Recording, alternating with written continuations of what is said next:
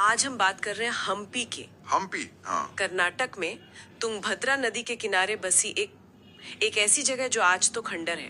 बिल्कुल। पर कहते हैं कि एक जमाने में ये दुनिया के सबसे शानदार शहरों में से एक थी। ये यूनेस्को की वर्ल्ड हेरिटेज साइट भी है। सही। और ये सिर्फ एक ऐतिहासिक स्थल की कहानी नहीं है। अच्छा। ये एक पूरे साम्राज्य के उठने और फिर अचानक गिरने की दास्तां है।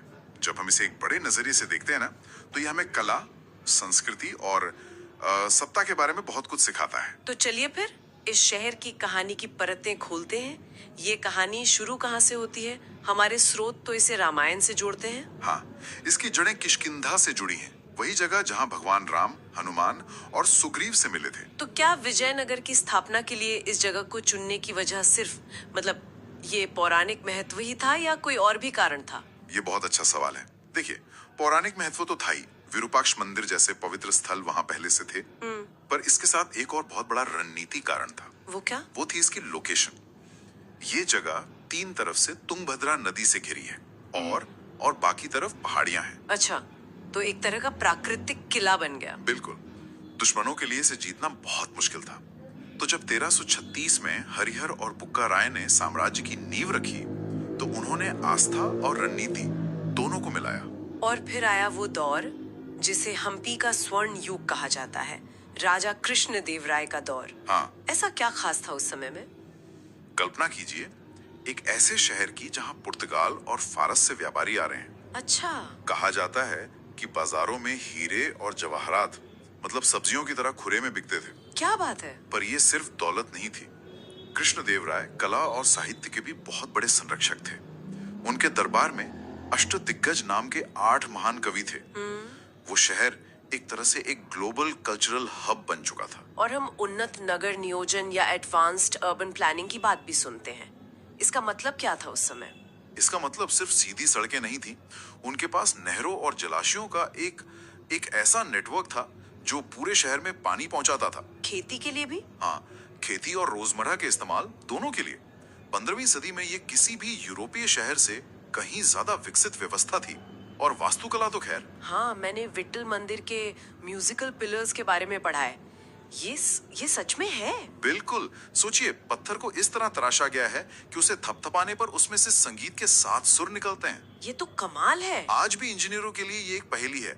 और वो पत्थर का रथ जो एक ही चट्टान को काट कर बनाया गया है, ये सब उस साम्राज्य की इंजीनियरिंग का शिखर दिखाते हैं। तो एक तरफ ये शहर अपनी दौलत और संस्कृति के चरम पर था, फिर अचानक 1565 में तालीकोटा की लड़ाई में सब कुछ खत्म कैसे हो गया?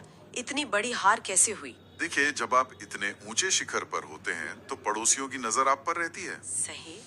विजयनगर साम्राज्य बहुत शक्तिशाली हो गया था और आसपास की जो दक्कन सल्तनतें थीं, वो उसे एक बड़े खतरे के तौर पर देखने लगी थी। तो वो सब एक हो गईं? हाँ, उन्होंने अपने आपसी मतभेद भुलाकर एक साथ हमला करने का फैसला किया। विजयनगर की सेना विशाल थी, पर शायद वे इस एकजुट हमले के लिए तैयार नहीं थे। और हार के बाद जो हुआ वो शायद लड़ाई से भी ज्यादा भयानक था। हाँ, हमारे स्रोत बताते हैं कि ये सिर्फ एक सैन्य हार नहीं थी। इसके बाद शहर को लगभग 6 महीनों तक लूटा गया, जलाया गया और पूरी तरह से तहस नहस कर दिया गया। 6 महीने तक? हाँ, एक जीती जागती राजधानी को खंडहर में बदल दिया गया और फिर सदियों के लिए भुला दिया गया। तो हमने हम्पी की ये पूरी यात्रा देखी, रामायण के किष्किंधा से लेकर कृष्णदेवराय के समय दुनिया के सबसे अमीर शहरों में से एक बनने तक, और फिर 1565 में उस भयानक विनाश तक। लेकिन कहानी यहाँ खत्म नहीं हुई। नहीं, बिल्कुल नहीं। उसकी वास्तुकला, जिसमें द्रविड़ और इंडो इस्लामिक शैलियों का एक अनोखा मिश्रण है, चाहे वो विरूपाक्ष मंदिर हो, पत्थर का रथ हो या खूबसूरत लोटस महल, वो आज भी उस साम्राज्य की महानता की गवाही देती है।